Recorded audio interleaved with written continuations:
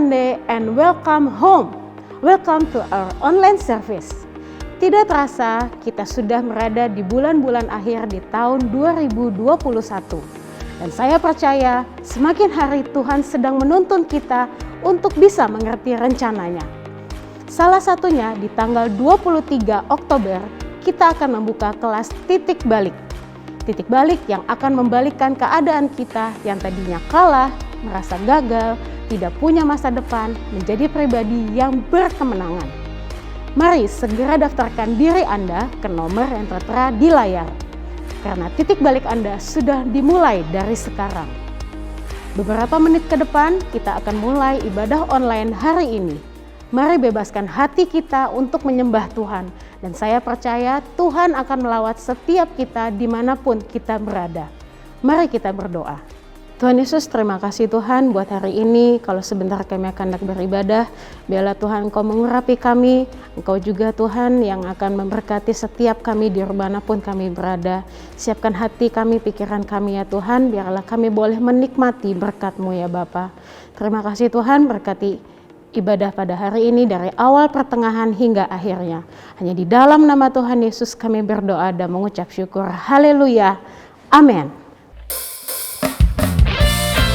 Sama-sama kita berikan nyanyian yang terbaik buat Tuhan. Yeay!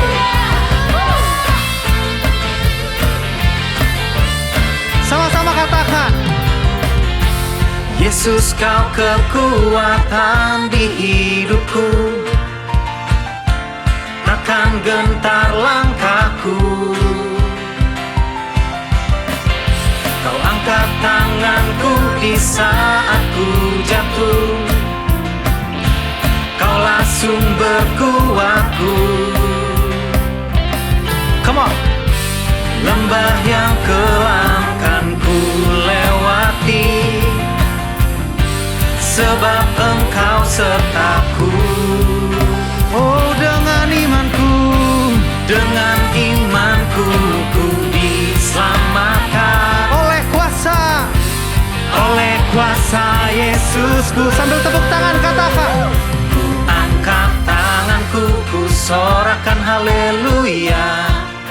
Namamu berkuasa, surga bumi nyatakan.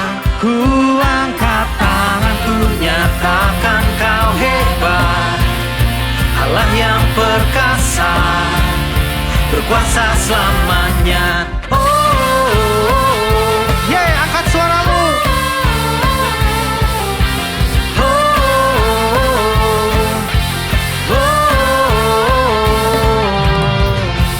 Yesus kau kekuatan di hidupku, takkan gentar langkahku.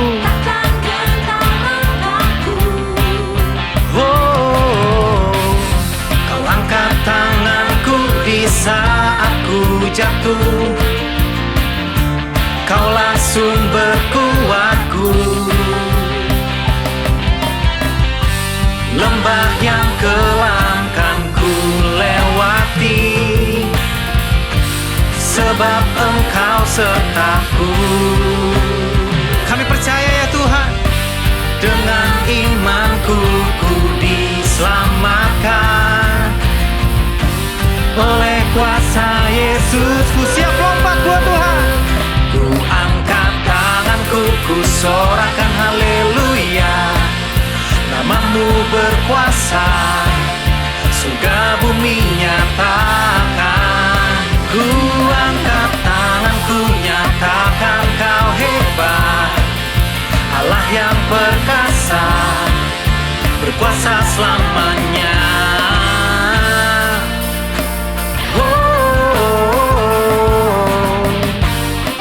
Angkat suaramu.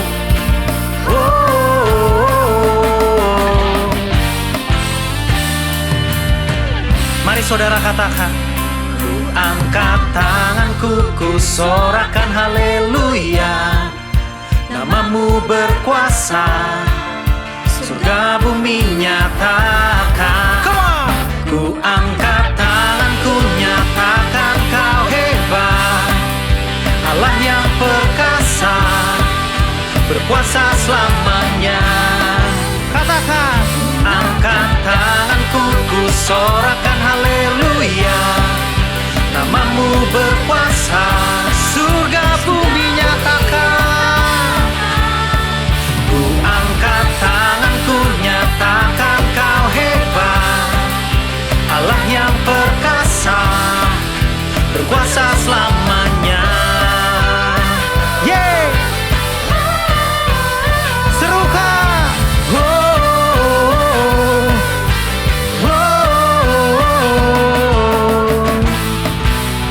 Berikan tepuk tangan buat Tuhan. Haleluya!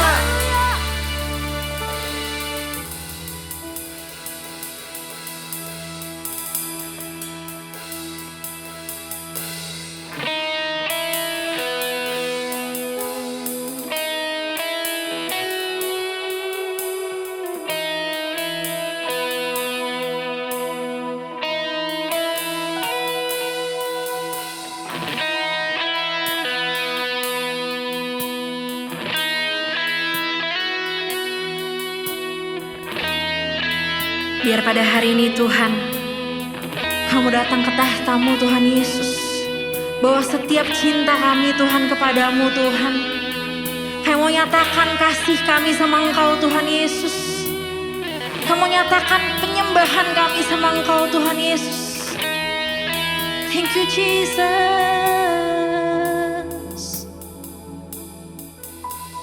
Yesus,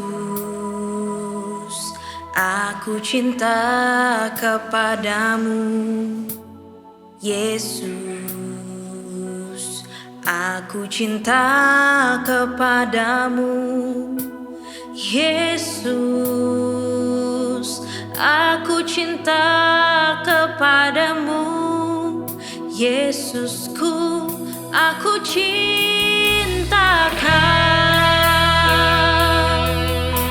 Oh, katakan Yesus. Yesus, aku cinta kepadamu. Yesus, aku cinta kepadamu. Yesus, aku cinta kepadamu.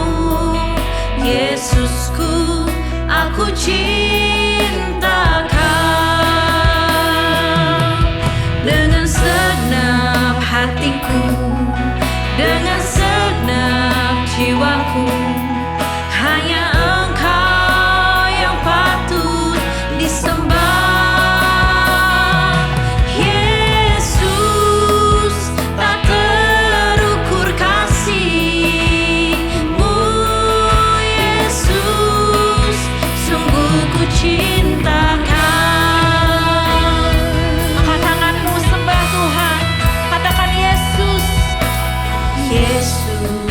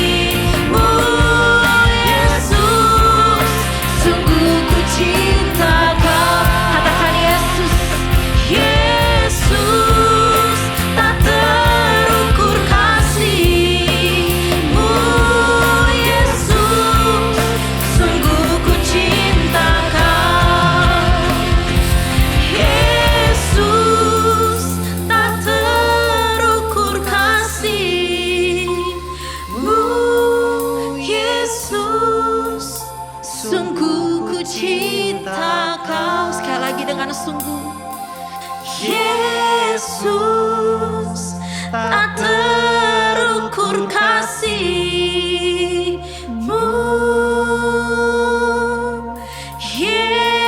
Yesus, sungguh ku cinta Kau. Sorak-sorai kemuliaan bagi Tuhan Yesus. Haleluya.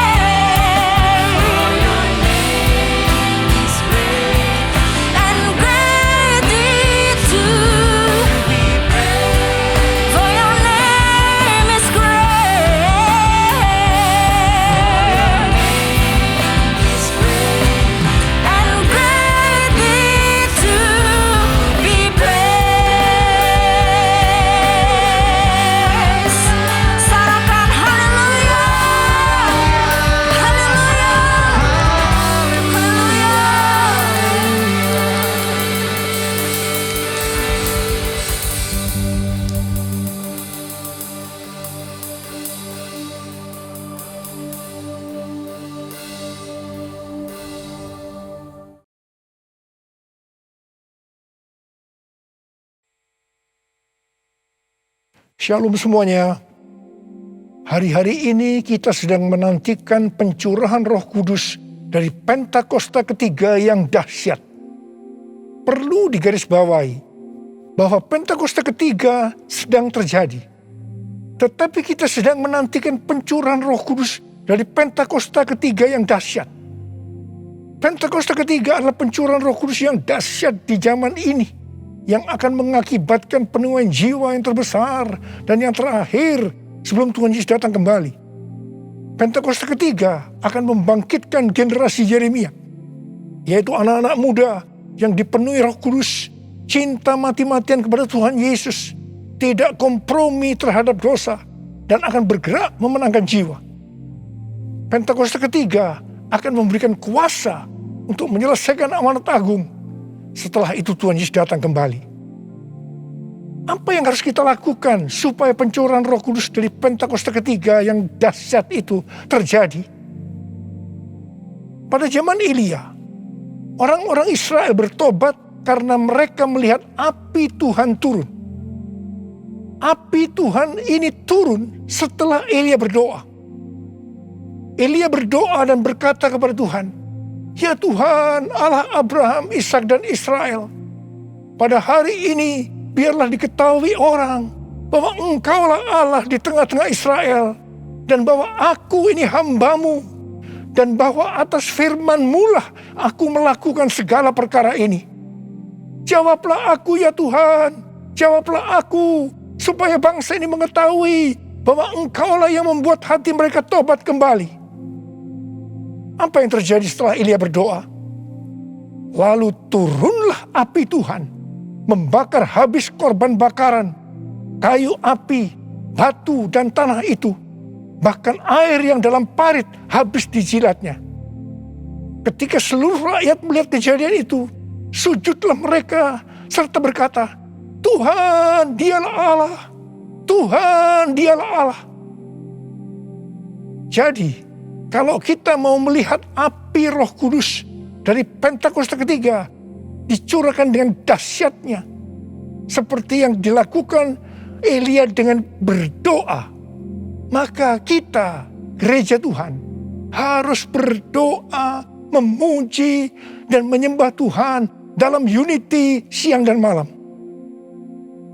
Hal ini juga seperti yang dilakukan oleh murid-murid Tuhan Yesus waktu menantikan pencurahan Roh Kudus di kamar loteng, yang kita sebutkan sebagai Pentakosta pertama. Kisah Para Rasul 1 ayat 14 bagian A berkata, mereka semua bertekun dengan sehati dalam doa bersama-sama. Artinya mereka berdoa, memuji dan menyembah Tuhan bersama-sama dalam unity siang dan malam. Ini adalah prinsip restorasi Pondok Daud. Ini adalah prinsip menara doa. Hal yang seperti ini juga dilakukan oleh William Seymour dan teman-temannya waktu menantikan pencurahan Roh Kudus di Azusa Street yang disebutkan sebagai Pentakosta kedua. Jadikan aku Tuhan rumah doa-Mu, agar semua suku bangsa datang menyembah-Mu. Jadikan aku Tuhan rumah doa-Mu, agar semua suku bangsa datang menyembah-Mu.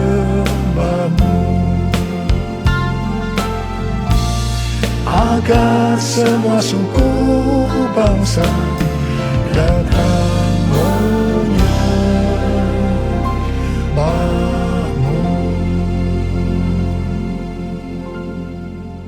GBI Jalan Jenderal Gatot Subroto sudah berumur 33 tahun. DNA gerejanya adalah restorasi Pondok Daud yang didefinisikan sebagai prajurit-prajurit Tuhan yang gagah perkasa, yang mempunyai gaya hidup berdoa, memuji dan menyembah Tuhan dalam unity siang dan malam, dan melakukan kehendak Tuhan pada zaman ini. Jadi di sini kita melihat bahwa Tuhan mempersiapkan untuk terjadinya pencurahan Roh Kudus yang dahsyat dari Pentakosta ketiga melalui doa, pujian, dan penyembahan dalam unity siang dan malam. Ini berbicara juga tentang menara doa. Kitab Wahyu pasal 5 berbicara tentang keadaan di sorga. Ketika anak domba, yaitu Tuhan Yesus, mengambil gulungan kitab yang ditulisi sebelah dalam dan luarnya, dan dimeteraikan dengan 7 meterai dari tangan Dia yang duduk di atas tahta itu.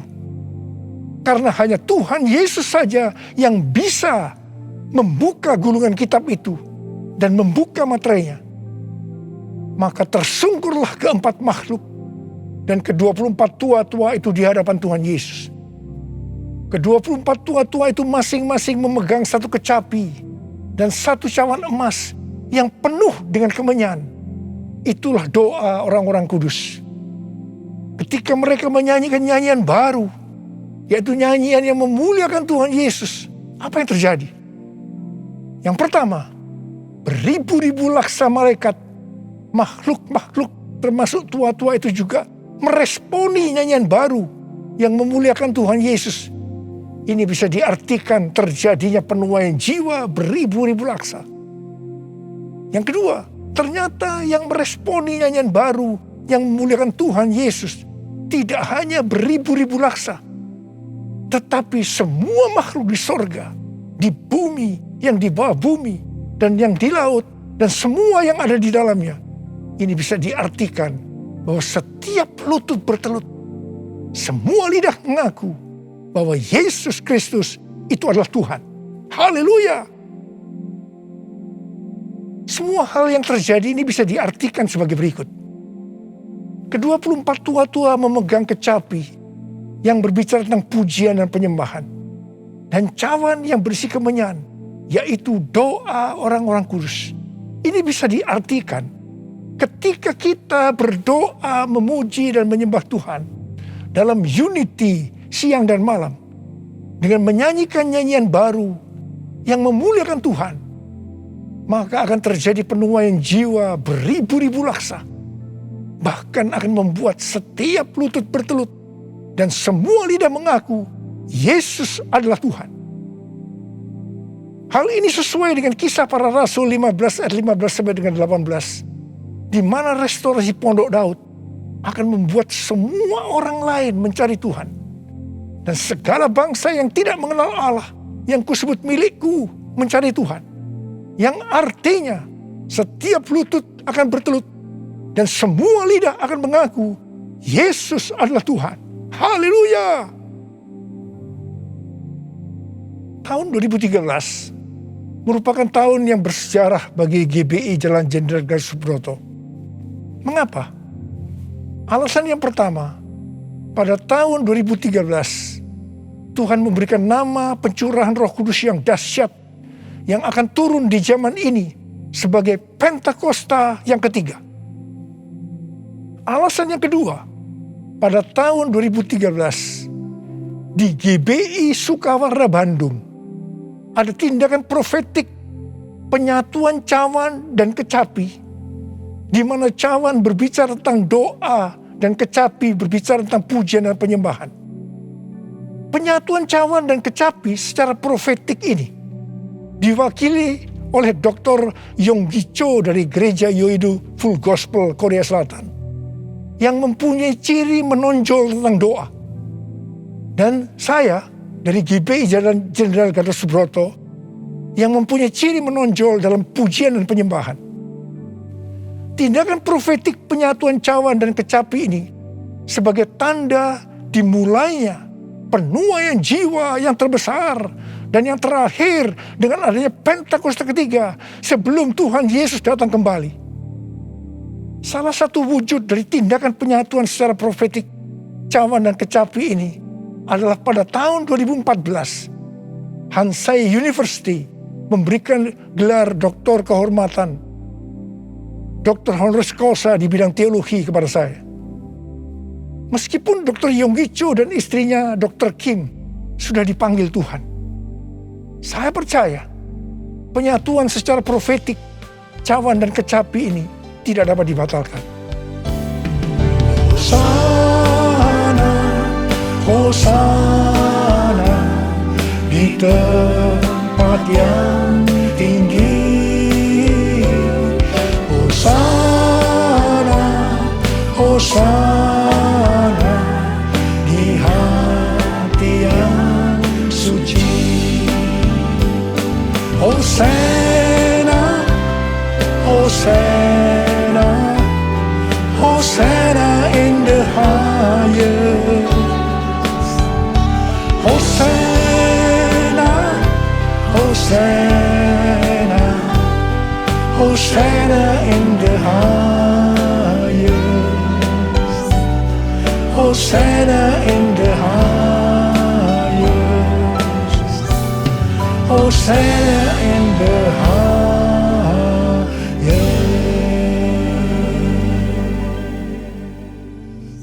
Bukan kebetulan saat ini sedang dipersiapkan The Third Pentecost Azusa Street Prayer Tower atau Menara Doa Pentakosta ketiga di Azusa Street, atau disebut juga APT, untuk penuaian jiwa secara global. APT ini dimulai secara virtual sejak tanggal 15 April 2021. Tanggal ini sesuai dengan peristiwa 115 tahun yang lalu, yaitu pada tanggal 15 April 1906 waktu Indonesia, atau tanggal 14 April waktu Amerika, yaitu dimulainya kebaktian kebangunan rohani yang dahsyat di sebuah gedung tua di Azusa Street yang dipimpin oleh William Seymour. Kebangunan rohani ini mengakibatkan terjadinya gerakan Pentakosta dan karismatik. Gedung APT yang sekarang sedang diurus izinnya adalah tempat yang sama dengan gedung tua yang dipakai pada tahun 1906. Ini bukan suatu kebetulan, tapi jelas rencana Tuhan yang dahsyat untuk Amerika dan dunia.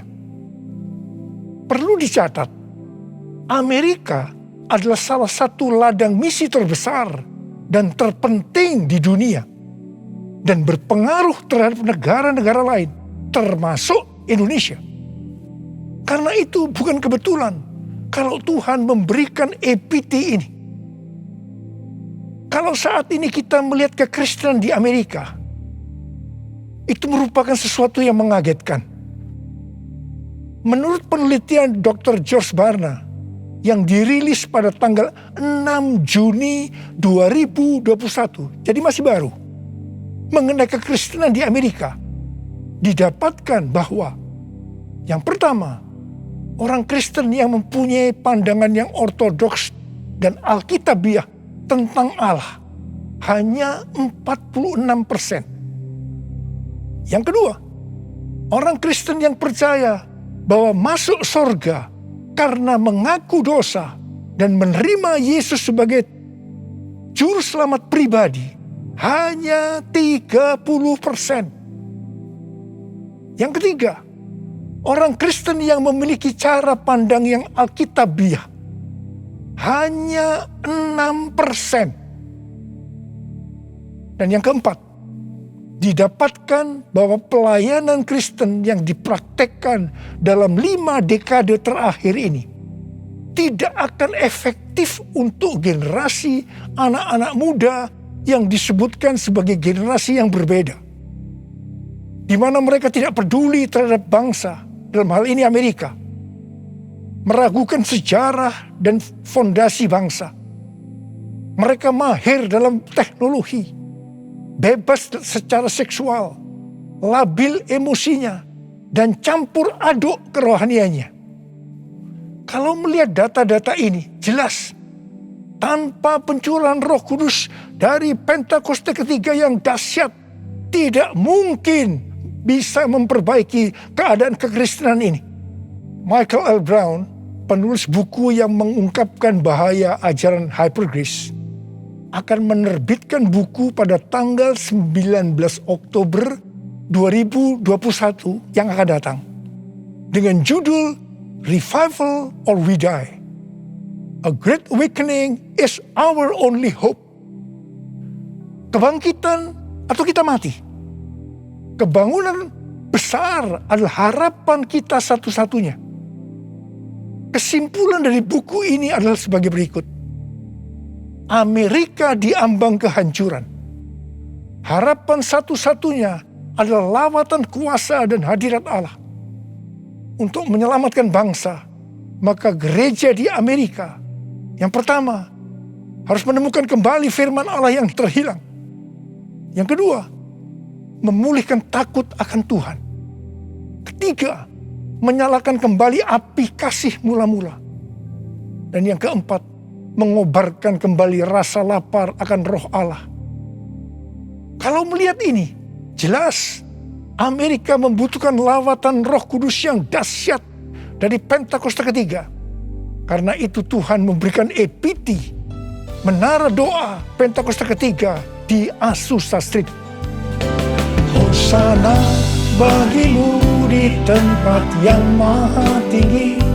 Hosana bagimu Yesus di tahta maha kudus.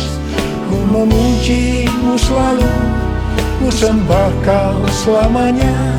Sungguh Yesus, ku cinta padamu. Hosana bagimu di tempat yang maha tinggi. Hosana bagimu Yesus di tahta maha kudus. Ku memujimu selalu, ku sembah kau selamanya. Sungguh Yesus, ku cinta padamu. Sungguh Yesus, ku cinta padamu. Sungguh Yesus, ku cinta padamu.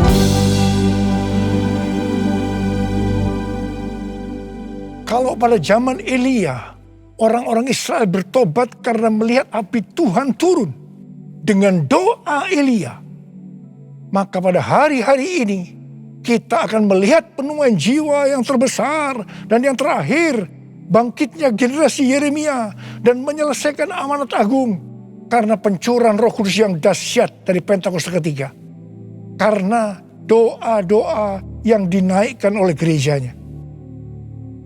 Sebelum berdoa, ada 3 hal yang dilakukan oleh Elia yang juga harus dilakukan oleh gerejanya.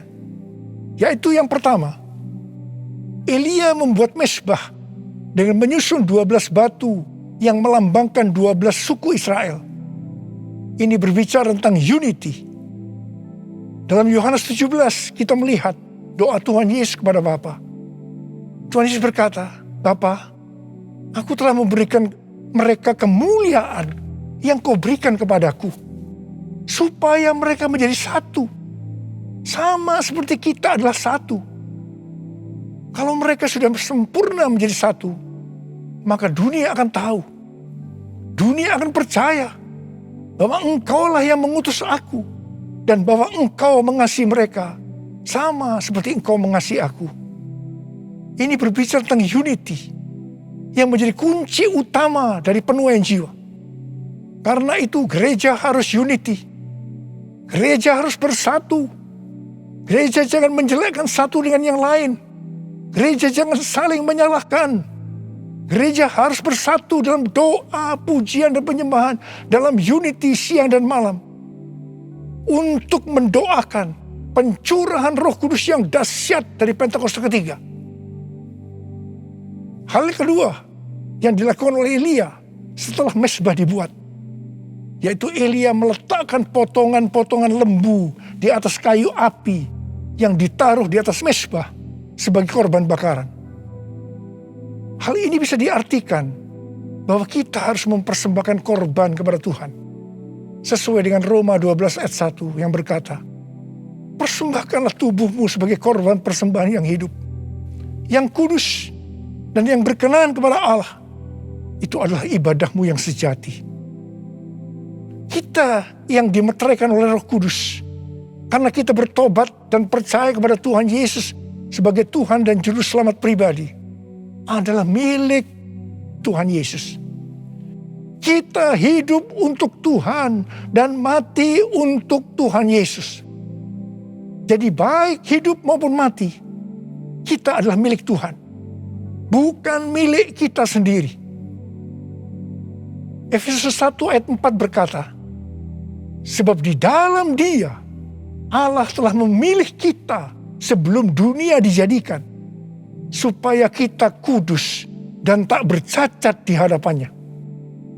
Karena itu, kita harus mempersembahkan tubuh kita sebagai korban yang hidup dan yang kudus di hadapan Tuhan.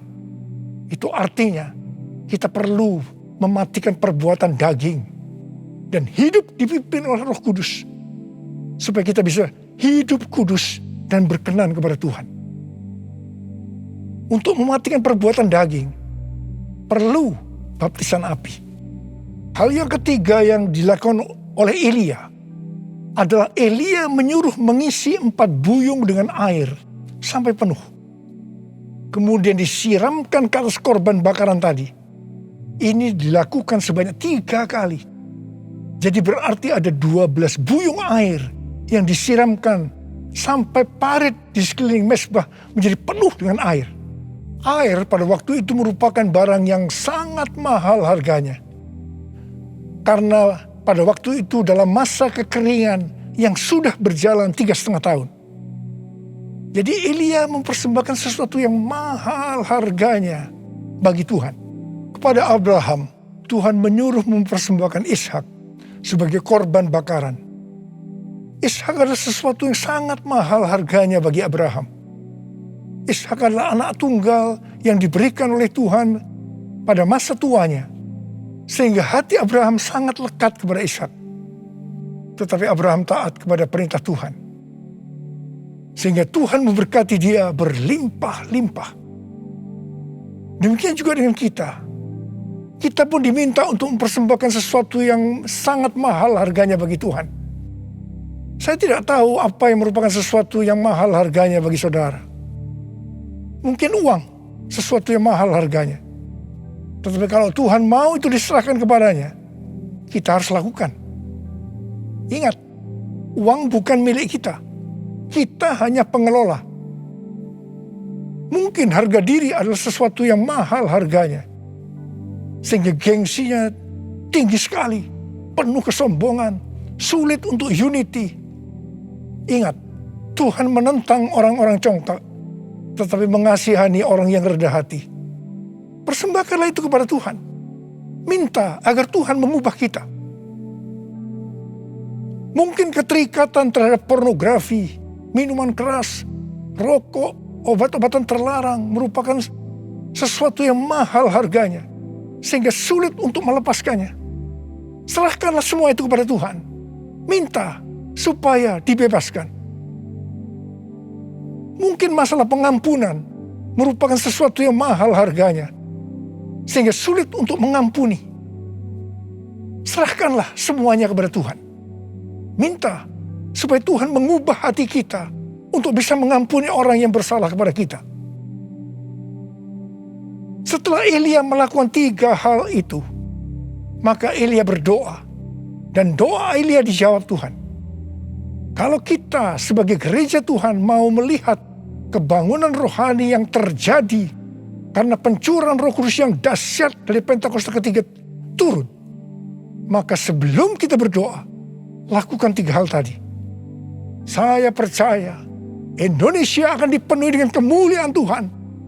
Dan lebih daripada itu, seperti yang dikatakan dalam Habakuk 2 ayat 14, sebab bumi akan penuh dengan pengetahuan tentang kemuliaan Tuhan, seperti air yang menutupi dasar laut. Itu terjadi. Ada berapa banyak di antara saudara yang merindukan pencurahan Roh Kudus yang dahsyat dari Pentakosta ketiga itu turun, sehingga akan terjadi penuaian jiwa yang terbesar dan yang terakhir sebelum Tuhan Yesus datang untuk kali yang kedua. Bangkitnya generasi Yeremia dan menyelesaikan amanat agung. Saya mau berdoa buat saudara. Mari angkat tangan saudara. Kita nyanyikan bersama-sama. Curahkanlah kuasa-Mu Tuhan, mujizat terjadi di tempat ini. Curahkanlah kuasa-Mu Tuhan, mujizat terjadi sekarang ini. Curahkan ya Tuhan, curahkanlah kuasa-Mu Tuhan. Mujizat terjadi di tempat ini. Curahkanlah kuasa-Mu Tuhan. Mujizat terjadi sekarang ini. Mujizat terjadi sekarang ini. Mujizat terjadi sekarang ini. Mari kita berbahasa roh.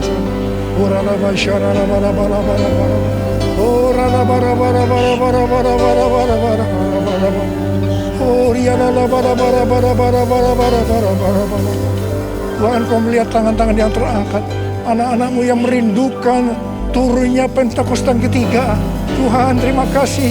Jadikan kami sebagai alat-Mu untuk menyelesaikan amanat agung Tuhan Yesus. Urapi kami semua ya Tuhan, urapi kami semua Tuhan. Pengurapan Tuhan turun ke atas kita semua. Terima.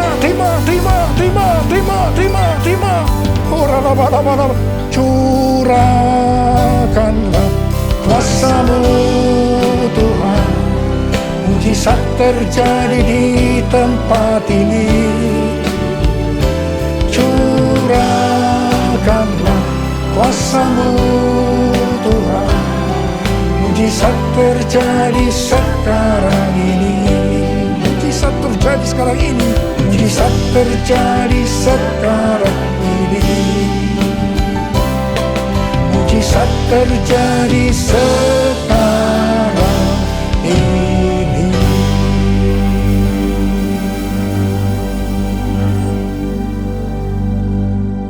Mari saudara-saudara, kita akan masuk dalam perjamuan kudus. Kita akan mengingat ayat ini. Sebab setiap kali kamu makan roti ini dan minum cawan ini, kamu memberitahukan kematian Tuhan sampai Ia datang. Perjamuan kudus adalah perjamuan Tuhan Yesus sendiri. Setiap kali kita masuk dalam perjamuan kudus, Tuhan Yesus selalu berkata, biarlah ini menjadi peringatan akan aku. Karena itu, mari arahkan hati kita semua kepada kebaikan Tuhan. Kita akan mengingat kebaikan Tuhan. Supaya kita lebih mengasihi Tuhan Yesus. Kita lebih mengasihi satu dengan yang lain. Mari tundukkan kepala. Tuhan, siapakah kami sebelum kami mengenal Engkau? Kami semua orang berdosa. Upah dosa adalah maut, mati. Tapi Engkau yang tidak berdosa telah dijadikan dosa oleh karena kami.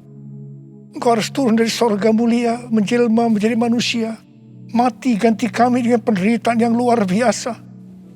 Sungguh kalau kami pikirkan ya Aba, betapa baiknya Engkau itu. Kau jadikan kami sebagai anak-anak-Mu. Engkau memberkati, Engkau tuntun, Engkau membela kami, Engkau mengajar kami. Engkau juga menegur kalau kami salah. Itu Engkau ya Aba. Betapa baiknya Engkau itu.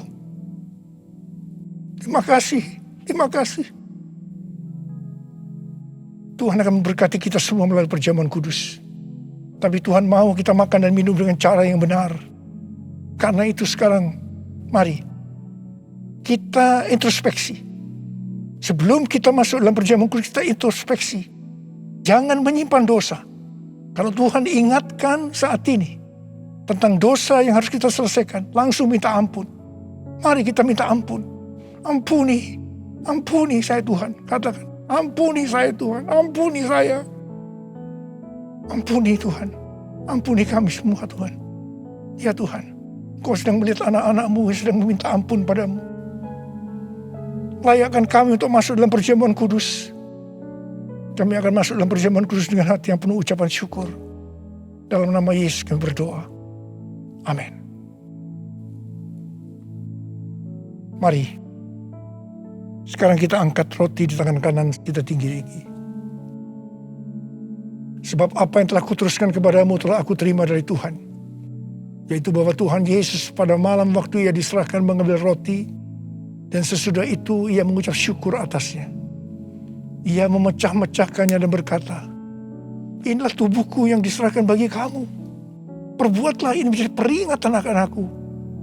Saya dikasih Tuhan, bukankah roti yang kita pecah-pecahkan ini adalah persekutuan kita dengan tubuh Kristus?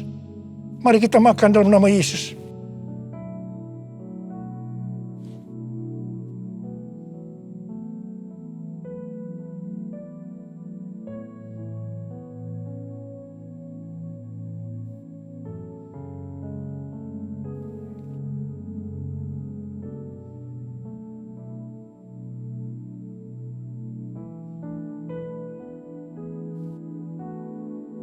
Angkat cawan di tangan kanan kita tinggi-tinggi.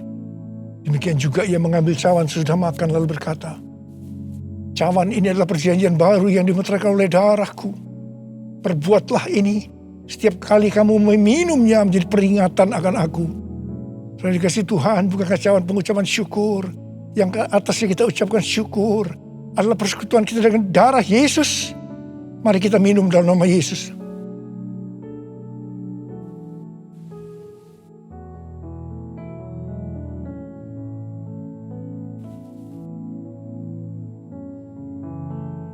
Mari kita angkat tangan kita, ucapkan syukur dengan suara.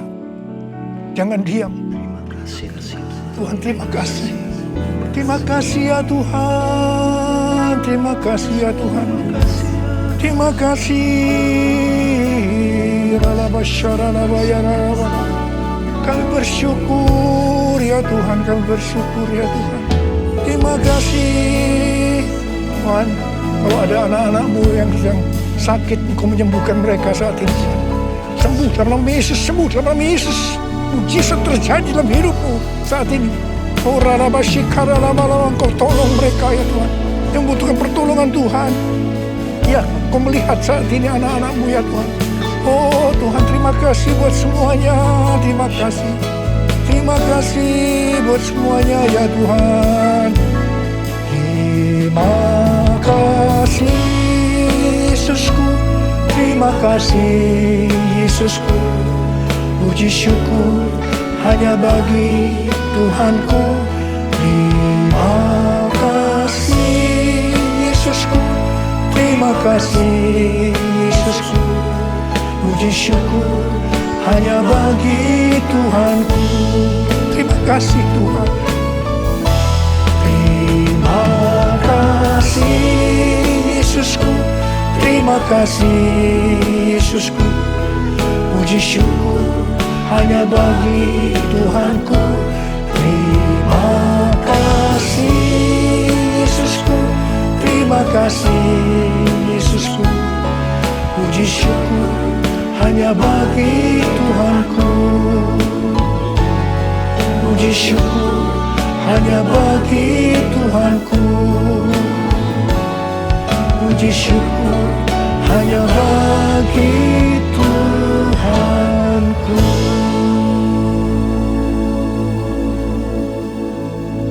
Terima kasih ya Bapa. Terima kasih ya Bapa. Terima kasih ya Bapa. Mari.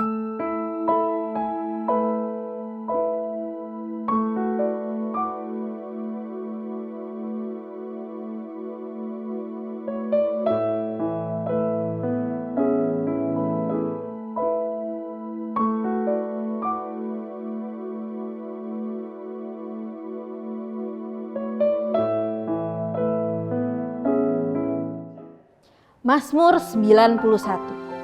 Dalam lindungan Allah. Orang yang duduk dalam lindungan yang maha tinggi dan bermalam dalam naungan yang maha kuasa akan berkata kepada Tuhan, tempat perlindunganku dan kubu pertahananku, Allahku yang kupercayai. Sungguh, Dialah yang akan melepaskan engkau dari jerat penangkap burung, dari penyakit sampar yang busuk.